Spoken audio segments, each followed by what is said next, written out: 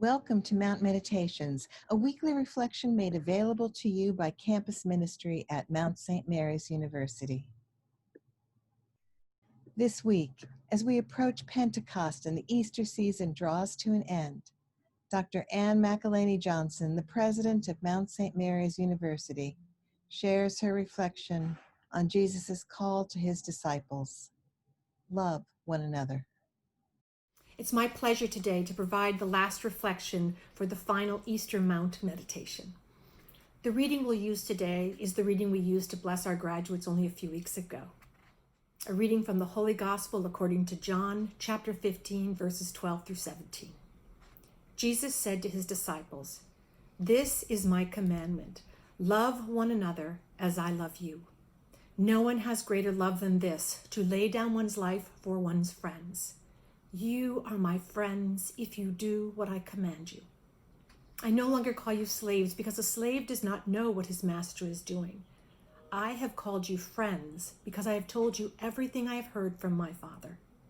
It was not you who chose me, but I who chose you, and appointed you to go and bear fruit that will remain, so that whatever you ask the Father in my name, he may give you.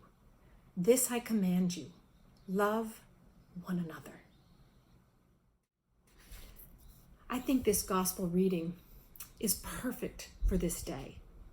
As I said to our graduating seniors, this truly brings together the full mission and charism of the Sisters of St. Joseph. Love one another. There's no greater commandment than this, and Jesus says, not "I would like you to do it," he commands us to do it. This is what we're called to do. And this is what the Sisters of St. Joseph of Carondelet have modeled across their history. I think back on the original six sisters in 1650 France, in that little town of Le Puy, where plagues had just brought such misery to the people. A city that had just known 100 years of war and violence. And these six women felt called to come together to form something new, to find a different way of addressing the needs of the suffering people, their sisters and brothers in Le Puy. And what I love about these sisters is they decided not to do what women had been confined to do, but to find a new path.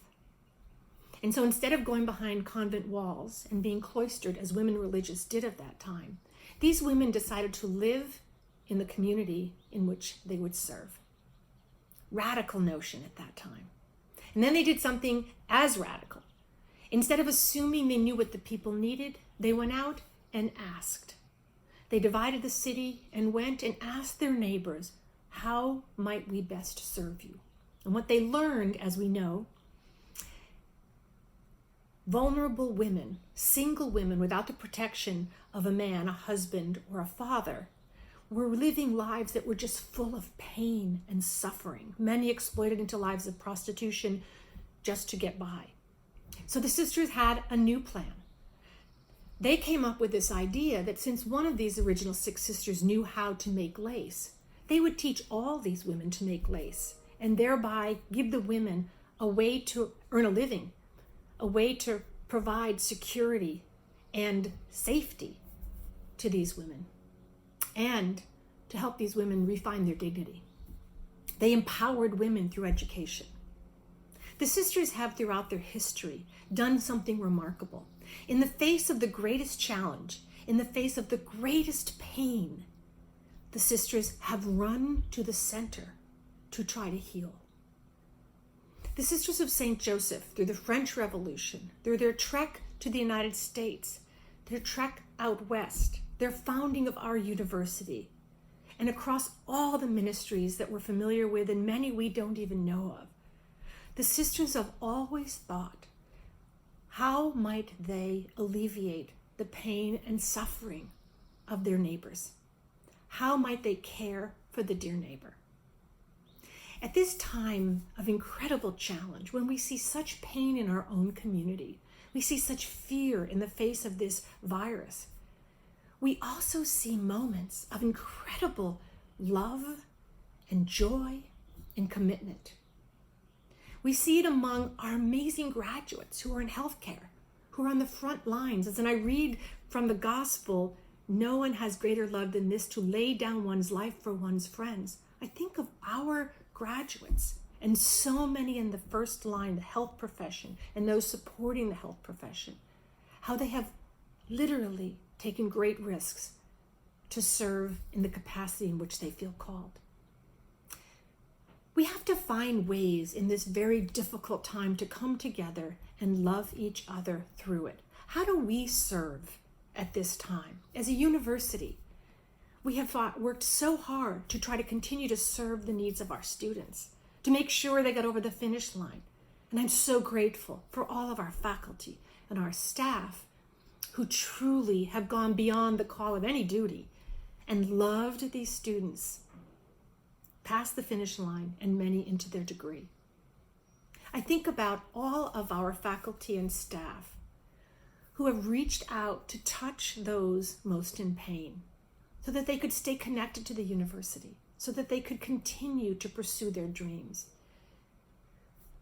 This community exemplifies the love the sisters call us to in moments of pain. In the fire last semester, this community came together and was tireless in its support of our students. This community came together and did whatever we could to alleviate the worry and the stress that members of this community were experiencing. And we're doing it again this spring.